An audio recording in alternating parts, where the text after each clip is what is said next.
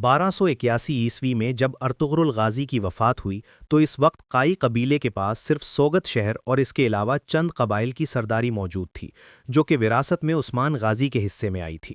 عثمان غازی نے اس سرداری کو ایک سرحدی ریاست اور پھر سرحدی ریاست سے ایک سلطنت کی بنیاد رکھنے تک بڑی کامیابی حاصل کی، اور جب عثمان غازی کا انتقال ہوا تو انہوں نے اپنے بیٹے اورحان خان کے لیے جو وراثت چھوڑی وہ اس سے کہیں زیادہ تھی جو انہیں اپنے والد سے ملی تھی۔ اگرچہ عثمان غازی نے سلطنت عثمانیہ کی بنیاد رکھ دی تھی مگر ابھی تک کوئی منظم فوج موجود نہیں تھی۔ عثمانیوں کے پاس نہ تو پیسہ تھا اور نہ ہی بحریہ، اس لیے اورحان غازی کو اپنے والد کی جانب سے ملنے والی سلطنت کو ایک منظم ریاست میں تبدیل کرنے کے لیے کافی کوششیں کرنی پڑیں۔ جب عثمان غازی کا انتقال ہوا تو اس وقت اورحان بے کی عمر تقریباً 40 سال تھی۔ انہوں نے اپنے والد عثمان غازی کی بیماری کی وجہ سے سلطنت کا انتظام سنبھالا اور بہت سی کامیابیاں حاصل کیں۔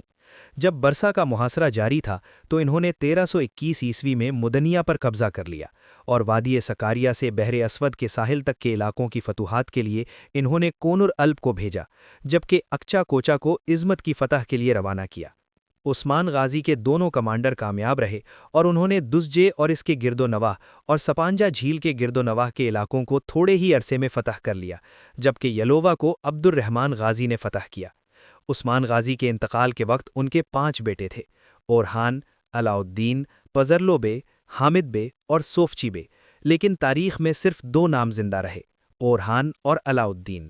اورحان غازی نے سب سے پہلے اپنے بھائی علاء الدین کو سلطنت کی تقسیم کی تجویز پیش کی، لیکن علاء الدین نے اس پیشکش سے انکار کر دیا اور صرف اورحان کے اصرار پر انتظامی مملکت کی ذمہ داری قبول کی۔ یوں سلطنت عثمانیہ کے پہلے وزیر کی حیثیت سے وہ سامنے آئے۔ علاء الدین نے وزیر بننے کے بعد 3 چیزوں پر خاص توجہ دی: سکہ، لباس، فوج۔ اگرچہ سلجوقی سلطان علاء الدین نے عثمان بے کو خطبے کے علاوہ اپنے نام کے سکے جاری کرنے کی اجازت دے دی تھی، لیکن عثمان بے نے صرف خطبے پر ہی اتفاق کیا اور اپنے نام کا سکہ جاری نہیں کیا۔ اورحان کی تخت نشینی کے وقت ایشیا مائنر میں صرف سلجوقی سکے رائج تھے۔ اب علاء الدین نے بادشاہت کے اس امتیاز کو بھی اختیار کیا اور اسلامی مملکت میں اورحان کے نام کے سکے جاری کیے۔ علاء الدین نے عوام کے مختلف طبقوں کے لیے مختلف قسم کے لباس تجویز کیے اور ان کے متعلق قوانین نافذ کیے۔ شہری اور دیہاتی، مسلم اور غیر مسلم، ہر طبقے کا لباس الگ مقرر کیا گیا۔ لیکن علاء الدین کا سب سے بڑا کارنامہ وہ فوجی اصلاحات ہیں جس سے سلطنت عثمانیہ کی طاقت اچانک بڑھ گئی اور جو اگلے 300 سال تک اس کی حیرت انگیز فتوحات کا ذریعہ بنی۔ یہ عظیم کارنامہ سلطنت عثمانیہ کے لیے باقاعدہ فوج کا قیام تھا جو جینیسری یعنی ینیچری فوج کے نام سے تاریخ میں مشہور ہوئی۔ اسی فوج کی بہادری کی بنیاد پر عثمانیوں نے 300 سال تک یورپ میں اپنے قدم جمائے رکھے۔ فوجی طاقت حاصل کرنے کے بعد اب اورحان غازی نے فتوحات کی طرف توجہ دی۔ 6 اپریل 1326 ء کو برسا کی فتح کے بعد اورحان غازی نے 2 اہم مقامات کی طرف توجہ دی: ازنک اور ازمت۔ اس وقت ازنک ایک صنعتی شہر تھا جو برسا سے بھی بڑا تھا، جبکہ ازمت ایک تجارتی بندرگاہ تھی۔ اگر اورحان غازی ان دونوں شہروں کو فتح کر لیتے تو رومی بیزنٹائن بحر مرمرہ میں اپنے مضبوط قدم کھو دیتے۔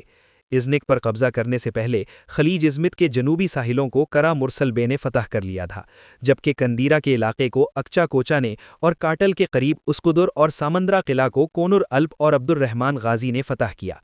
ازنک شہر کا محاصرہ عثمان غازی کی وفات سے پہلے ہی شروع ہو چکا تھا۔